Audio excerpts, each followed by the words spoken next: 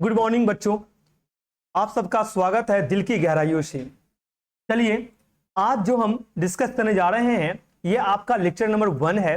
किसका sir? Indirect tax का। Indirect tax में हम लोग क्या पढ़ेंगे? जीएसटी पढ़ेंगे एंड कस्टम पढ़ेंगे। तो हम बात कर रहे हैं जीएसटी का। चैप्टर नंबर 1 शुरू करने से पहले मैं आपसे ये डिस्कस करना चाहता हूं जो ये इनडायरेक्ट टैक्स होता क्या है। सबसे पहले हम बात कर रहे हैं बच्चों इनडायरेक्ट टैक्स का।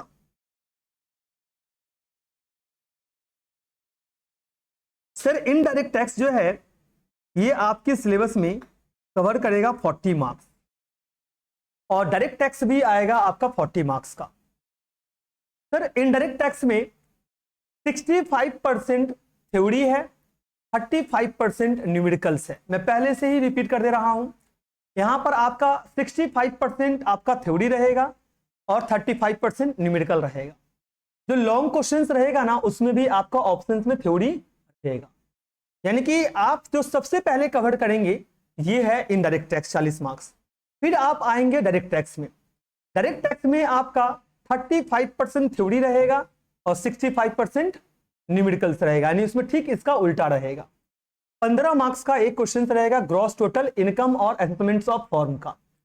और उसके बाद आपका जो इंटरेस्ट चैप्टर्स है या आप बोल सकते हो एडवांस टैक्स है, उससे भी न्यूमेरिकल्स रहेंगे एंड थ्योरी वगैरह रहेंगे।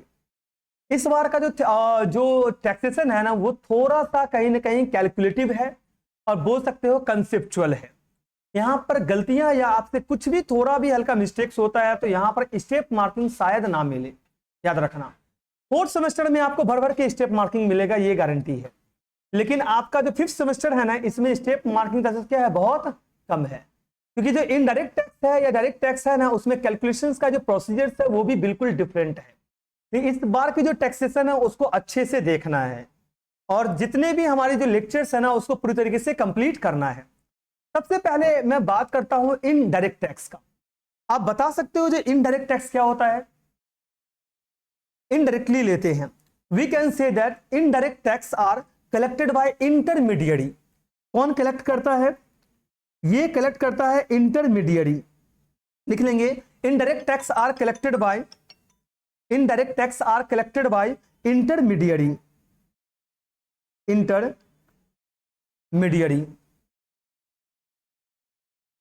लाइक इंटरमीडियरी लाइक बिजनेसेस और सर्विस प्रोवाइडर्स। लाइक ये इंटरमीडियरी कौन होगा? इंटरमीडियरी होगा बिजनेसेस और सर्विस प्रोवाइडर्स। Service providers. अच्छा, किससे ये कलेक्ट करेंगे? ये जो टैक्स कलेक्ट करेंगे ये आकाश कलेक्ट करेंगे कंज्यूमर से। किससे कलेक्ट करेंगे? कंज्यूमर से। क्लियर कि नहीं है? यानी ultimately bear the tax cost by consumer. कौन इस टैक्स को बियर करेगा? Consumer. The government by consumer but are included in the price of goods and services. Indirect tax वो टैक्सेस होता है जो आप डायरेक्टली गवर्नमेंट को नहीं देते हो। मैं रिपीट कर रहा हूं, इनडायरेक्ट टैक्स वो टैक्सेस होता है जो डायरेक्टली आप गवर्नमेंट को नहीं देते हो बल्कि दुकानदार हो गया या जो सर्विस प्रोवाइडर है उसके थ्रू लिया जाता है। यानी कि अगर मैं मार्केट में गया और मार्केट में जाकर के मैं अगर कोई ईयरबड्स परचेज किया तो हमसे डायरेक्टली टैक्स कौन कलेक्ट करेगा? सर्विस प्रोवाइडर या दुकानदार हमसे टैक्स कलेक्ट करके किसको दे देगा? गवर्नमेंट को दे देगा। हम डायरेक्टली गवर्नमेंट को नहीं देंगे। यानी आप जो भी प्रोडक्ट या सर्विसेज लेते हो उसमें ये जो टैक्स प्राइस के साथ जो है ना वो इंक्लूड हो जाता है। किसी भी दुकान में चले जाओ, एक बिस्किट का पैकेट ले लो, उसमें ऑलरेडी बच्चों लिखा रहता है इंक्लूसिव ऑफ ऑल टैक्सेस। यानी जो प्राइस रहता है ना उसमें टैक्स इंक्लूड रहता है। इसे हम इनडायरेक्ट टैक्स बोलते हैं। क्या बोलते हैं? इनडायरेक्ट टैक्स बोलते हैं। यानी इनडायरेक्टली आपसे कौन कलेक्ट किया? इनडायरेक्टली आपसे ये टैक्स कौन कलेक्ट किया बच्चों?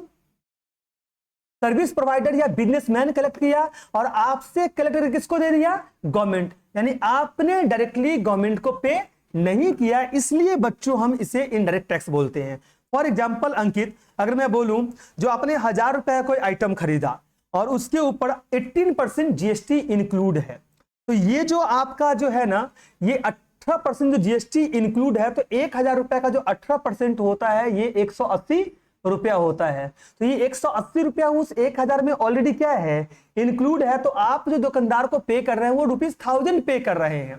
तो ये एक तरीके का इनडायरेक्ट टैक्स है, ये डायरेक्ट टैक्स नहीं है, यानी कि डायरेक्टली आप नहीं पे कर रहे हो, इनडायरेक्टली पे कर रहे हो। कोई दिक्कत है क्या यहां तक? तो मैं रिपीट करता हूं, indirect tax are paid by one person but can be passed on to anothers. मैं रिपीट कर रहा हूं, मैं सिंपल वर्ड में समझा रहा हूं।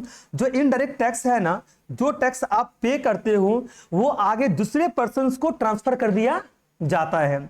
जैसे शॉपकीपर ने टैक्स पे किया तो उसने ये टैक्स किससे ले लिया, कस्टमर से। अब मैं इसको सिंपल वर्ड में समझाता हूं। एक मैन्युफैक्चरर्स ने प्रोडक्ट बना करके बेचा ट्रेडर को, तो ट्रेडर ने किसको टैक्स पे किया, मैन्युफैक्चरर्स को। क्लियर कि नहीं है? मैं रिपीट कर रहा हूं, मैन्युफैक्चरर्स ने प्रोडक्ट बनाया, मैन्युफैक्चरिंग किया और किसको बेचा, ट्रेडर को, जिसका काम क्या, बाय करना और सेल करना।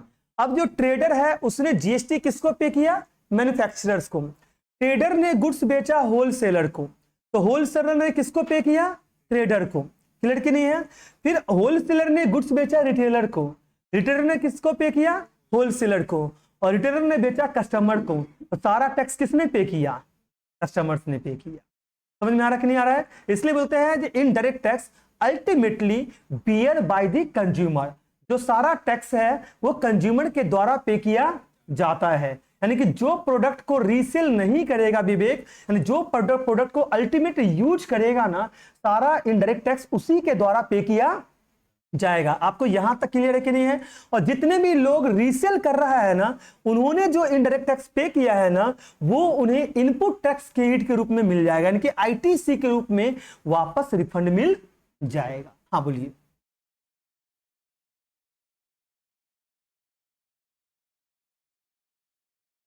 हाँ बिल्कुल, मैंने क्या बोला मैं इसको भी समझा देता हूं। जैसे मैन्युफैक्चरर्स ने आपको 100 रुपए में सामान बेचा, उसके ऊपर मान लीजिए मैं एक 18% नहीं लेता हूं, मान लो 18% जीएसटी लग गया, तो उसकी प्राइस कितनी हो गई, 118 रुपए। यानी आपको कितना पे करना पड़ गया, 118 पे करना पड़ गया।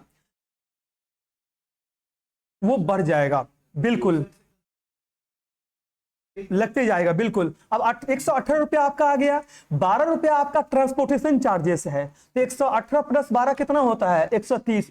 20 रुपया आपका प्रॉफिट हो गया, तो कितना हो गया, 150। 150 में आपने 18% टैक्स ले लिया, तो पकड़ लो मैं अनुमान लगाता हूं 30 रुपया, तो दाम कितना हो गया, 180 हो गया। 180 रुपया का सामान आपने बेच दिया होलसेलर को, होलसेलर ने उसमें अपना 20 रुपया प्रॉफिट डाल दिया, तो कितना हो गया, 200 रुपया हो गया। अब उस 200 रुपया में टैक्स ऐड करो तो उस पर ये जुड़ गया। फिर होलसेलर से रिटेलर जो जितना प्रॉफिट ऐड किया, मान लो उसकी प्राइस टोटल हो गया 250 रुपया। अब जो कस्टमर तक जा गया तो वो 300 रुपया तक प्रोडक्ट चला जाएगा टैक्स देते देते, आते आते या चला जाएगा। क्लियर कि नहीं है? यानी ultimately bear by the consumer, यानी जो भी इनडायरेक्ट टैक्स है वो किसके द्वारा किसको पास किया जाएगा, सारे के सारे टैक्सेस किसको पास किया जाएगा, कंज्यूमर को पास किया जाएगा। अब आपके दिमाग में ये भी आ रहा होगा, सर कैसे एग्जैक्टली अगर मेरे से कोई पूछता है तो मैं कैसे समझाऊंगा। मैं सिंपल सा वर्ड यूज कर रहा हूं, जो रीसेल कर रहा है प्रोडक्ट वो टैक्स नहीं पे कर रहा है, क्योंकि उसको आईटीसी मिल रहा है, इनपुट टैक्स क्रेडिट मिल रहा है। जितना टैक्स उसको इनपुट टैक्स पे कर रहा है, जब वो आउटपुट टैक्स कलेक्ट करता है, जब वो सेल करके जो टैक्स कलेक्ट करता है तो उसमें से वो पैसा वापस कर लेता है, जो बचे हुए पैसा है वो गवर्नमेंट को दे देता है। यानी जो रीसेल कर रहा है उसको पे नहीं करना पड़ रहा है, ये अल्टीमेटली सारा टैक्स बियर करना पड़ रहा है कंज्यूमर को, जो प्रोडक्ट को अल्टीमेट यूज करता है उसके द्वारा सारा इनडायरेक्ट टैक्स पे करना पड़ता है। कोई डाउट है क्या यहां तक? सर समझ में आ रहा है कि नहीं आ रहा है?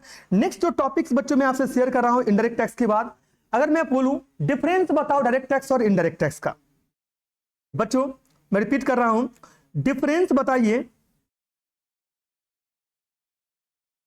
डिफरेंस बताइए आप डायरेक्ट टैक्स और इनडायरेक्ट टैक्स का। देखा ये क्यों काम नहीं कर रहा,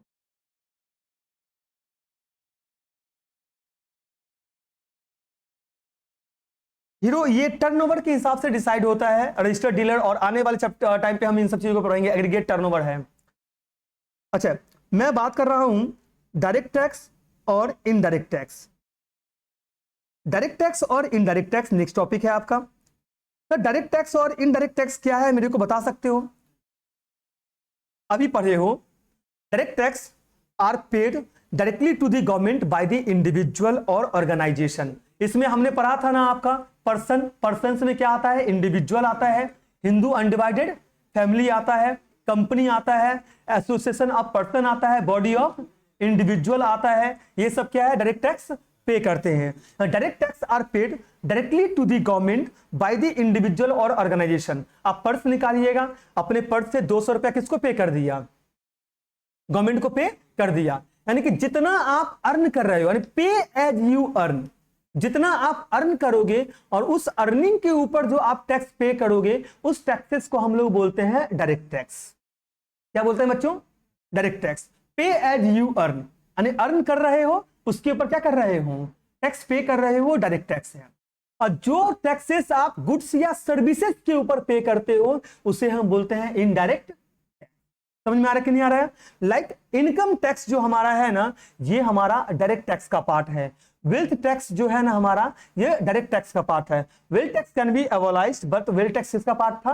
डायरेक्ट टैक्स का पार्ट था। अब लेकिन अगर हम बात करते हैं इनडायरेक्ट टैक्स, तो indirect tax are on the other hand are paid by consumer through business such as GST and excise. Wealth है, इनकम टैक्स वगैरह जो है, income tax, wealth tax is a part of direct tax. क्योंकि पे as you earn, मैं दो ही word बोलूंगा याद रखने के लिए, पे एज यू अर्न, जितना आप अर्न कर रहे हो उसके ऊपर जो आप टैक्स पे कर रहे हो उसे हम डायरेक्ट टैक्स बोलते हैं। जैसे मेरी अगर मंथली सैलरी 50,000 रुपया है, तो उस 50,000 रुपया के ऊपर हम जो टैक्स पे कर रहे हैं वो डायरेक्ट टैक्स है। अंबानी जी जो कितना कमा रहे हैं उसके ऊपर जो टैक्स पे कर रहे हैं वो क्या है? Direct tax. लेकिन अंबानी जी जियो का प्रोडक्ट बेच रहे हैं, उसके ऊपर जो टैक्स कलेक्ट किया जा रहा है वो है इनडायरेक्ट टैक्स। यानी जब कोई गुड्स या सर्विसेज के ऊपर टैक्स कलेक्ट करते हैं तो उसे हम इनडायरेक्ट टैक्स बोलते हैं। लेकिन जब हम अर्न करते हैं और उसके ऊपर जो टैक्स पे करते हैं उसे हम डायरेक्ट टैक्स बोलते हैं। Direct tax like income tax and wealth tax, और indirect tax like GST, excise and customs. ये सब किसका पार्ट है बच्चों? इन डायरेक्ट टैक्स की पार्ट है। क्लियर कि नहीं है? अब जब ये सब समझ में आ गया होगा तो हम धीरे धीरे करके आगे बढ़ रहे हैं। तो आपको समझ में आया ना जीएसटी क्या होता है, इनडायरेक्ट टैक्स क्या होता है और डायरेक्ट टैक्स क्या होता है। आप बता सकते हो जी हिस्ट्री क्या है जीएसटी का? हिस्ट्री ऑफ जीएसटी क्या है? किसी को कुछ आइडिया है क्या? जीएसटी इंप्लीमेंट कब हुआ था बच्चों? 1 जुलाई 2017 को इंप्लीमेंट हुआ था। 1 जुलाई 2017 को इंप्लीमेंट हुआ था। It replaced many indirect tax. बहुत सारे इनडायरेक्ट टैक्स को ये रिप्लेस करके लाया गया था एक टैक्स जिसका नाम क्या है बच्चों? जीएसटी है। फॉर एग्जांपल बता सकते हो, वैट हो गया, सर्विस टैक्स हो गया, एक्साइज ड्यूटी हो गया, are brought them under a single unified system. चलता है बच्चों, 4 पेट्रोलियम प्रोडक्ट जो है उसके ऊपर क्या लगता है? वैट लगता है। और अल्कोहलिक जो है हमारा प्रोडक्ट है उसके ऊपर क्या लगता है? वैट लगता है। अभी भी लगता है, मैं ये सब सिखाऊंगा आपको। बिल्कुल बच्चों, जैसे जैसे हमारा सिलेबस आगे बढ़ेगा ये सारे टॉपिक के ऊपर हम लोग डिस्कस करेंगे। समझ में आ गया ना? जीएसटी इंडिया में कब आया था? 1 जुलाई 2017 को इंप्लीमेंट हुआ था। इसमें पुराने इनडायरेक्ट टैक्स जैसे वैट हो गया, सर्विस टैक्स हो गया, एक्साइज ड्यूटी को हटा करके एक सिंगल सिस्टम में यूनिफाई कर दिया गया। किसमें यूनिफाई कर दिया गया? सिंगल सिस्टम्स में यूनिफाई कर दिया गया। होप तो अब तक जीएसटी का जो नॉर्मल जो हमारा जो कंसेप्ट है वो क्लियर है ना? नेक्स्ट हम चलते हैं concept of GST. Next topic लिखेंगे concept of GST. Sir GST क्या है? अब हम बात कर रहे हैं जीएसटी क्या है। सबसे पहला वर्ड जो मैं यूज करूंगा जीएसटी के लिए, जीएसटी जो है ये कंप्रीहेंसिव है। Comprehensive, multi stage,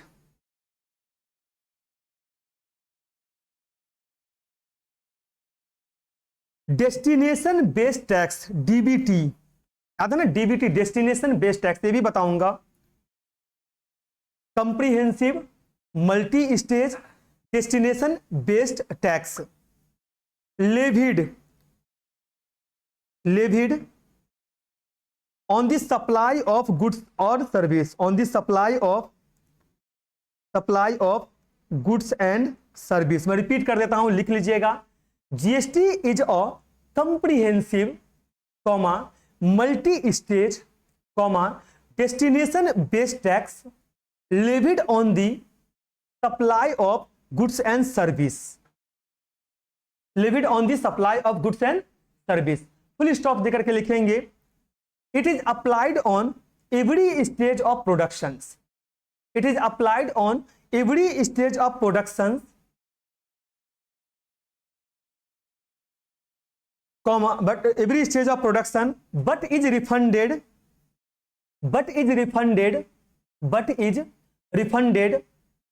to all parties except the final consumer, but is refunded to all parties except the final consumers, except the final consumers। कोई डाउट है क्या? बहुत ही सिंपल वर्ड में मैंने लिखा दिया आपको बच्चों। GST is a comprehensive multi-stage destination based tax levied on the supply of goods and service. It is applied on every stage of production but is refunded to all parties except the final consumer। GST एक ऐसा taxes है आकाश जो हर stage पर लगता है। मैंने क्या बोला? मैन्युफैक्चरर्स टू विवेक, traders, traders to wholesaler, wholesaler to retailer, retailer to consumer, every stage पे लगा। फिर मैंने बोला हर स्टेज पे लगता है, और जो लगता है वो किसके ऊपर लगता है? गुड्स एंड सर्विसेज के ऊपर लगता है।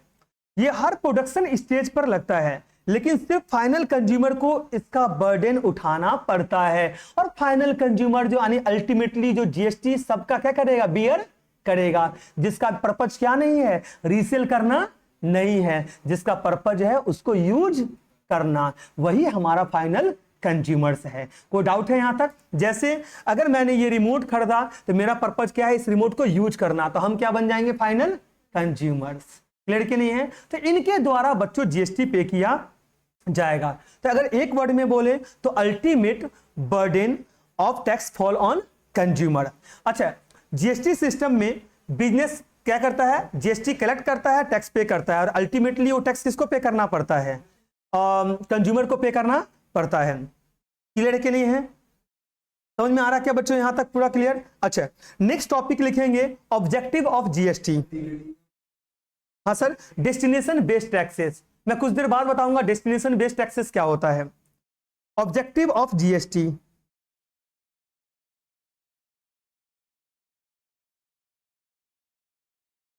सर ऑब्जेक्टिव ऑफ जीएसटी क्या है? The main objective of GST बच्चों, जो मेन ऑब्जेक्टिव होता है ना जीएसटी का, ये eliminating the cascading effect of taxes. लिख लेंगे eliminating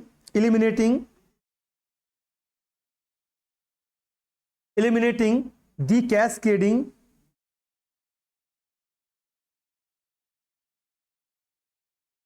cascading effect of tax.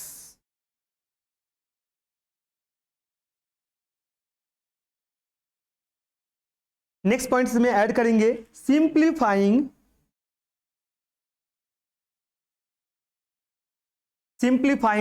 The tax structures,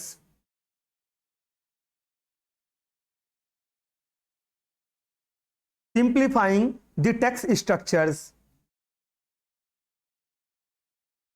next point जो मैं बोलूंगा फिर और ऐड करने के लिए, reduce the burden of tax,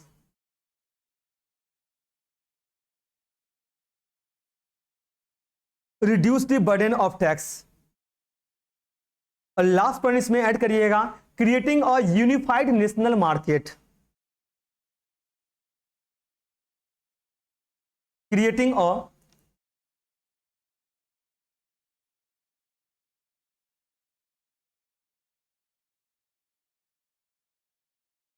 national markets. GST का मेन ऑब्जेक्टिव है टैक्स के ऊपर टैक्स लगने का जो प्रॉब्लम है ना, टैक्स के ऊपर क्या बच्चों करना? टैक्स लगाना, उसकी प्रॉब्लम को खत्म करना। समझ में आ रहा है क्या मैंने क्या बोला? Eliminating the cascading effect of taxes. जो टैक्स के ऊपर जो टैक्स लगता है ना, उसको क्या करना है? पूरी तरीके से खत्म करना है। पहले हम वैट देते थे, वैट के ऊपर फिर टैक्स लगता था, उसके ऊपर फिर टैक्स लगता था, तो ये सारे टैक्सेस को हमें खत्म करना है। सिर्फ एक ही टैक्स रखना है, वो टैक्स क्या रहेगा? जीएसटी रहेगा।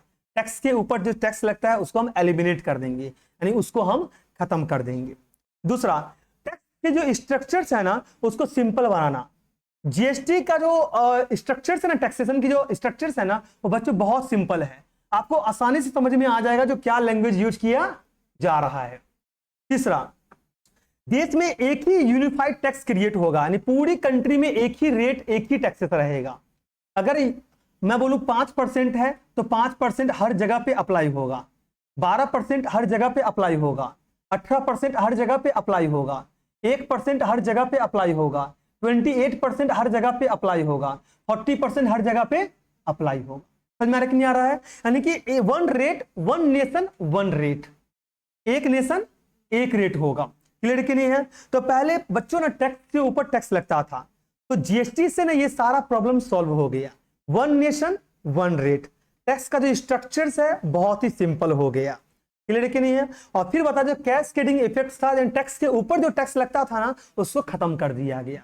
और ये मेन पर्पस था ऑब्जेक्टिव को, जीएसटी का ऑब्जेक्टिव था। और आपको पता ही होगा जो जीएसटी कितना कलेक्ट हो रहा है, सबसे ज्यादा ब्लैक मनी होना, सबसे ज्यादा टैक्स का दुरुपयोग होना, ये पहले होता था, लेकिन जीएसटी के आने के बाद ये बहुत क्या हो चुका है? कम हो चुका है। अब पकड़ाना बहुत आसान है, अब इतना टफ नहीं है। जो कोई अगर धांधली करते रहेगा, गलत काम करते रहेगा और वो चलते रहेगा, वो कभी ना कभी गवर्नमेंट के शिकंजे में आ सकता है। और ये सब तभी पॉसिबल हो पाया जब से जीएसटी आया।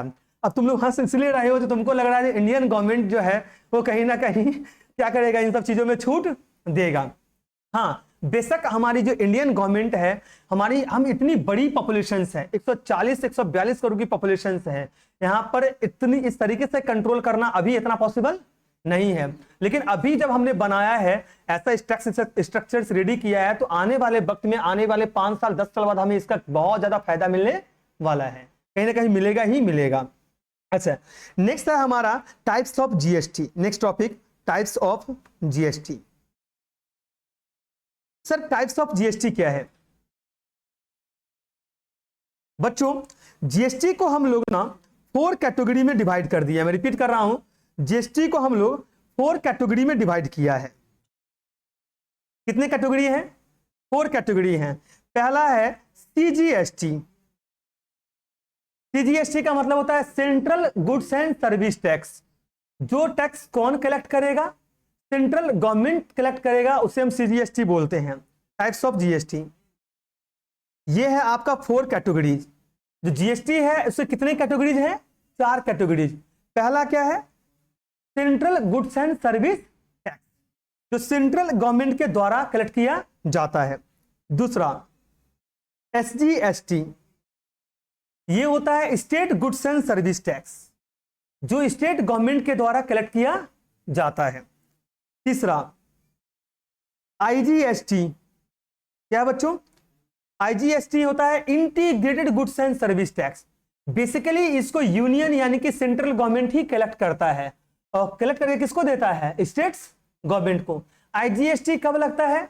और ये समझ लीजिए, आईजीएसटी बच्चों तब लगता है जब एक स्टेट से दूसरे स्टेट्स, एक स्टेट से दूसरे स्टेट्स, या आप बोल सकते हो एक कंट्री से दूसरे कंट्री, जब हमारा गुड्स क्या होता है? सप्लाई किया जाता है या सर्विसेज सप्लाई किया जाता है, तो आईजीएसटी लगता है। जैसे integrated goods and service tax, मैं सिंपल वर्ड में समझाता हूं। ये जो 2 चीज आकाश देख रहे हो ना, सीजीएसटी और एसजीएसटी, ये 2 चीज शिवम देख रहे हो, सीजीएसटी और एसजीएसटी, इसको बच्चों हम बोलते हैं intra goods and service tax. क्या बोलते हैं? Intra goods and service tax. ये क्या होता है समझ लो, सेम स्टेट्स सेम सिटी में जो गुड्स एंड सर्विस टैक्स लगता है उसे हम सीजीएसटी और एसजीएसटी बोलते हैं। जैसे जो सेल करने वाला है वो भी कोलकाता का है और परचेस करने वाला भी कोलकाता का है, तो इसके ऊपर लगेगा सीजीएसटी और एसजीएसटी।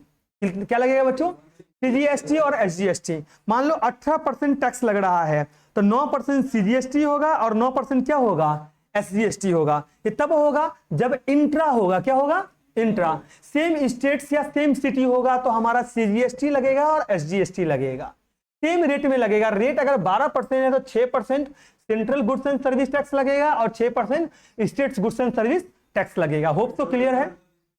हाँ जी। पेट्रोलियम प्रोडक्ट अलग आता है सर, मैं बताऊंगा जैसे जैसे आगे चलेंगे बताएंगे। नेक्स्ट हमारा है पेट्रोलियम प्रोडक्ट, आप तो सेम स्टेट्स में खरीद रहे हो ना, हाँ तो बिल्कुल आएगा, लेकिन उसका कैलकुलेशन अलग है, उसमें वैट भी लगता है, याद रखना। वो 5 पेट्रोलियम प्रोडक्ट की बात हम धीरे धीरे करके करेंगे, बहुत सारा है इसमें। उसमें टैक्स सब भी है, धीरे धीरे जैसे टॉपिक जाएगा हम लोग क्या डिस्कस करते चले जाएंगे। नेक्स्ट चलते हैं आईजीएसटी। जैसे सेल करने वाला कोलकाता का है और खरीदने वाला बिहार का है, क्लियर है ना, तो क्या लग जाएगा, आईजीएसटी लग जाएगा। क्या लग जाएगा बच्चों, आईजीएसटी। सेल करने वाला चेन्नई का है और खरीदने वाला कोलकाता का है, तो क्या लग जाएगा बच्चों, आईजीएसटी लग जाएगा। सेल करने वाला कहाँ का है, चाइना का है, खरीदने वाला इंडिया की है, तो क्या लग जाएगा, आईजीएसटी लग जाएगा। होप से समझ में आ रहा है कि नहीं आ रहा है बच्चों, पूरा क्लियर है कि नहीं है। या तो आप ये समझो चाइना से सामान कहां पर आया, पोर्ट जो हमारा जो ये जो हमारा पोर्ट है गुजरात में, वहां पर आया, वहां से कहां आ रहा है, बंगाल में आ रहा है, तो ऑफकोर्स क्या लगेगा, आईजीएसटी लगेगा। होप से समझ में आ रहा होगा।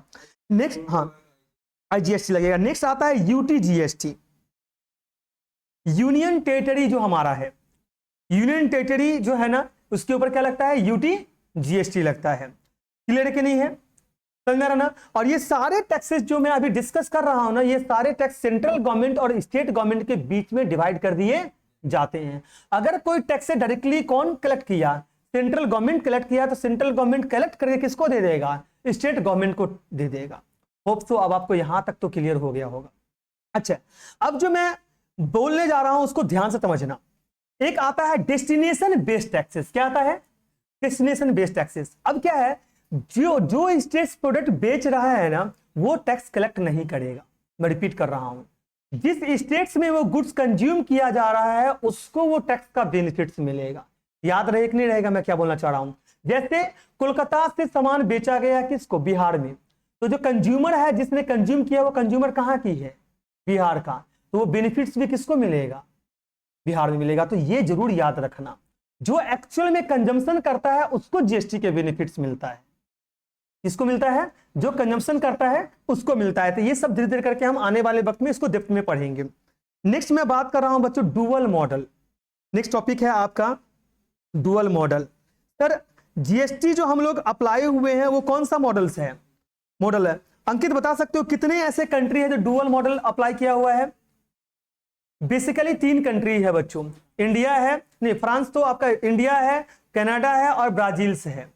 ये 3 कंट्री है जो क्या अप्लाई किया हुआ है, डुअल मॉडल। डुअल मॉडल का मतलब है जो टैक्स कलेक्ट किया जाएगा वो स्टेट गवर्नमेंट के द्वारा भी कलेक्ट किया जाएगा और सेंट्रल गवर्नमेंट के द्वारा भी कलेक्ट किया जाएगा। लड़की ने यानी कि सेंट्रल, इसीलिए सीजीएसटी में बोलता हूं और एसजीएसटी बोलता हूं। जबकि पहली बार जो जीएसटी इंप्लीमेंट करने की कोशिश किया गया था, लाने की कोशिश किया गया था, वो कलाकार कमेटी आपको पता होगा, और ये 2004 में कोशिश किया गया था। और ये उस वक्त जो हमारा जो गवर्नमेंट जो आया हुआ था वो कौन था, अपना कांग्रेस की गवर्नमेंट था।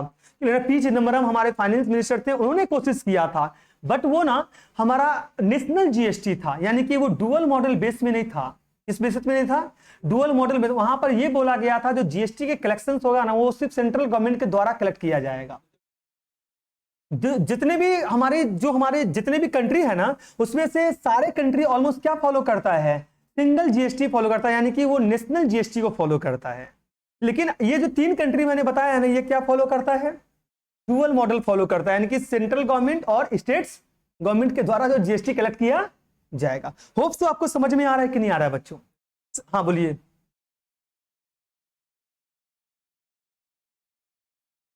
अब इस पे कमेंट मैं नहीं करूंगा। एक्चुअल 12% रेट है तो 6% किसको मिलता है, सेंट्रल को मिलता है, और 6% किसको मिलता है, स्टेट्स को मिलता है। अब अगर ऐसा नहीं होता तो जीएसटी लागू ही नहीं होता, जीएसटी बिल पास नहीं होता, क्योंकि स्टेट गवर्नमेंट कभी भी नहीं चाहेगा तो सारा का सारा पैसा किसके पास में जाए, सेंट्रल, और सेंट्रल से फिर किसके पास में जाए, स्टेट के पास में। कई बार फंड अटक भी जाता है, या हो सकता है जितना चाहिए उसको उतना मिल नहीं पाता है, और इस पे बहस करेंगे तो पॉलिटिकल इशू बन जाएगा, तो उसके ऊपर हम लोग नहीं जाएंगे। ये समझिए हम लोग डुअल जीएसटी मॉडल्स है ना उसको अलाउ किए हैं, जो सेंट्रल और स्टेट गवर्नमेंट के द्वारा जो टैक्स चार्ज किए जाते हैं। This ensure that both levels of government get revenue. यानी डुअल जीएसटी मॉडल्स में सेंट्रल और स्टेट गवर्नमेंट दोनों को टैक्स लगाने की राइट होता है, ताकि दोनों को रेवेन्यू मिल सके। जैसे अगर मैं बोलूं 100 रुपए का कोई सामान अगर आपने खरीदा तो जो 12% जीएसटी था तो 6% कौन ले लिया, सेंट्रल, और 6% कौन ले लिया, स्टेट्स ले लिया। अब इसको इस तरीके से भी समझिएगा, 100 रुपए का सामान बिका, 50 रुपया सेंट्रल के पास में, 50 रुपया स्टेट्स के पास में। अभी भी समझ में आ रहा है कि नहीं आ रहा है? तो इस तरीके से आपको समझना पड़ेगा जो डुअल मॉडल जीएसटी इंप्लीमेंट किया जाता है। इंट्रा स्टेट सप्लाई मैं बता चुका हूं क्या, इंट्रा स्टेट सप्लाई का मतलब होता है, समझ में आ रहा है कि नहीं आ रहा है? इंट्रा स्टेट सप्लाई क्या है, क्लियर है कि नहीं है बच्चों? बता सकते हो इंट्रा स्टेट सप्लाई क्या है? नेक्स्ट टॉपिक लिखिएगा इंट्रा स्टेट सप्लाई।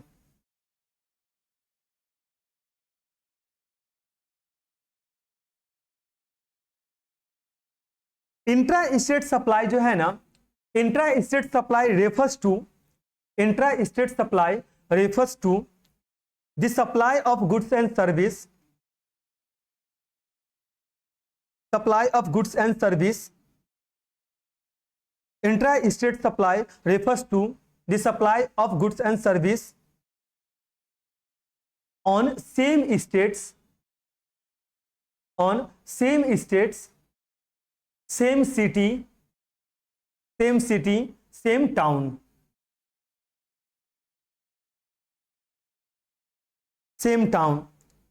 और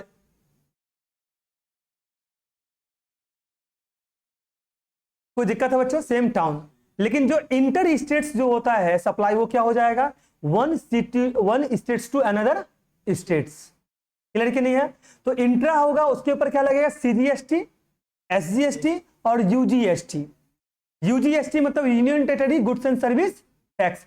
union territory goods and service tax जो होता है ना, ये भी एसजीएसटी की तरह ही होता है। मैं रिपीट कर रहा हूं, जो मैंने टैक्स का नाम लिया था ना, UTGST, union territory goods and service tax, ये भी किसके जैसा होता है? ये भी हमारा states goods and service tax का ही जैसा होता है, ये कुछ अलग नहीं है।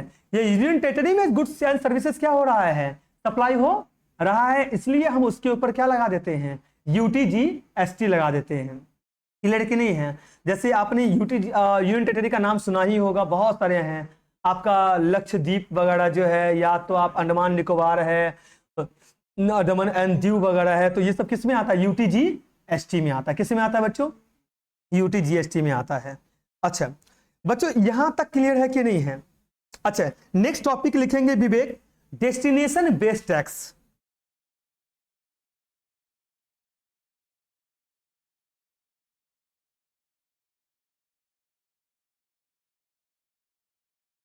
Destination based tax,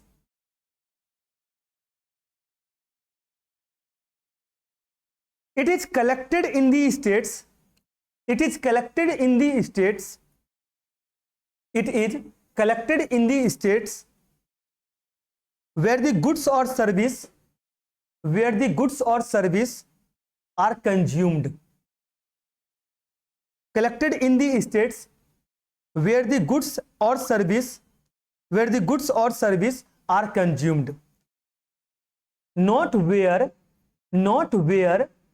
they are produced, not where they are produced, they are produced, not where they are produced।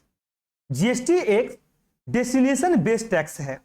इसका मतलब है टैक्स उस स्टेट्स में कलेक्ट होता है जहां गुड्स या सर्विसेज कंज्यूम्ड होता है, जहां गुड्स एंड सर्विसेज क्या होता है, कंज्यूम्ड होता है, ना कि जहां वो बनता है। मैं रिपीट कर रहा हूं, जहां वो बनता है वहां कलेक्ट नहीं होता है, जहां वो कंज्यूम किया जाता है वहां पर कलेक्ट होता है। यानी मुंबई में गुड्स अगर कंज्यूम हुआ तो मुंबई में ही टैक्स कलेक्ट होगा, इसीलिए हम इसे बोलते हैं डेस्टिनेशन बेस्ड टैक्स। याद रहे कि नहीं रहेगा? जहां पर कंज्यूम किया जाएगा वहां पर ही जीएसटी कलेक्ट किया जाएगा। यानी उस स्टेट्स को ज्यादा फायदा होगा जहां पर कंजम्पशन ज्यादा होगा, उस स्टेट्स को फायदा कम होगा जहां पर प्रोडक्शन ज्यादा होगा। क्लियर है कि नहीं है? इनडायरेक्टली फायदा है, डायरेक्टली फायदा नहीं है। क्लियर है कि नहीं है? समझ में आया क्या? तो मैं क्या बोल सकता हूं, GST is destination based tax to ensure that the tax revenue goes to the states where the goods और services are consumed, promoting fairness and preventing tax revenue loss for consuming states। GST एक destination based tax है, इसलिए बनाया गया है ताकि tax revenue उन states को मिले जहां गुड्स या सर्विसेज यूज हो रहा है, इससे फेयरनेस बनाया रखा जा सकता है, यानी कि इसमें फेयरनेस रहेगा। कोई दिक्कत है बच्चों यहां तक? कोई दिक्कत है? हाँ जी, किसी भी स्टेट्स में जहां कंजम्पशन होगा वहां पर टैक्स कलेक्ट किया जाएगा। सर क्लियर है कि नहीं है? नेक्स्ट टॉपिक है टैक्स सबसम्ड, टैक्स सबसम्ड इन जीएसटी।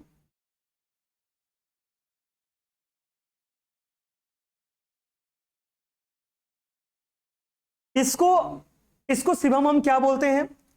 बहुत सारे सेंट्रल और स्टेट टैक्स जैसे वैट हो गया, एक्साइज ड्यूटी हो गया और सर्विस टैक्स है, इसको जीएसटी में मिला दिया गया है ताकि एक यूनिफाइड टैक्स सिस्टम बनाया जा सके। यानी एक ही टैक्स में हमने क्या कर दिया, सारे टैक्स को मिला दिया, इसीलिए हम इसे बोलते हैं टैक्स सबसम्ड इन जीएसटी। यानी ये हमारा एक यूनिफाइड टैक्स सिस्टम्स है जिसमें सारे इनडायरेक्ट टैक्स को मर्ज कर दिया गया है और मर्ज करके एक टैक्स बना दिया गया है।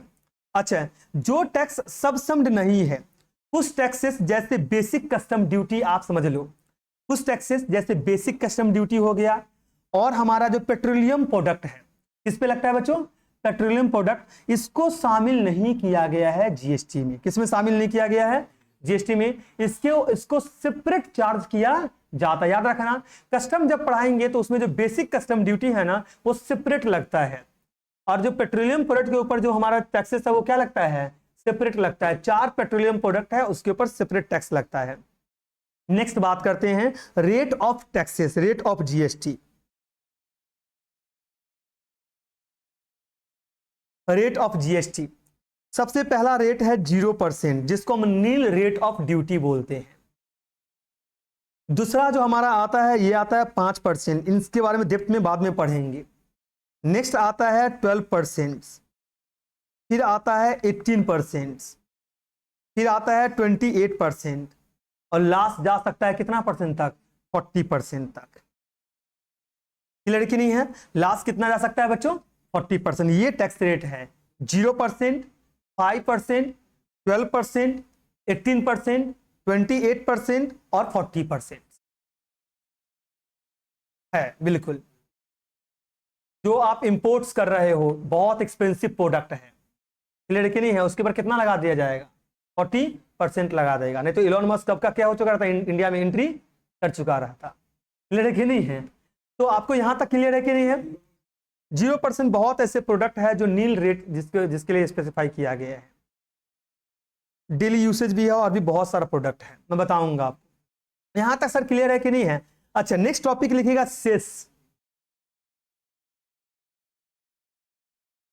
सेस क्या है? सेस एक एडिशनल टैक्स है जो certain goods like luxury item and sin goods, sin goods समझते हो ना? सीन गुड्स का मतलब होता है टबैको वगैरह, टबैको अल्कोहल वगैरह जो है, टबैको प्रोडक्ट जानते हो ना? अरे सब जानते हो, तुम लोग नहीं जानोगे तो कौन जानेगा बेटा। सिल्कट्स तो मैक्सिमम लोग कंज्यूम करता है, सिल्कट्स नाम सुने हो ना? रात भर धुआं धुआं होता है। और कुछ बता दो मेरे को। गोल्ड फ्लैग भी आता है क्या? ब्लू भी आता है? मालगुरु, लगता है आप दिन भर सिगरेट पीते रहते हो क्या?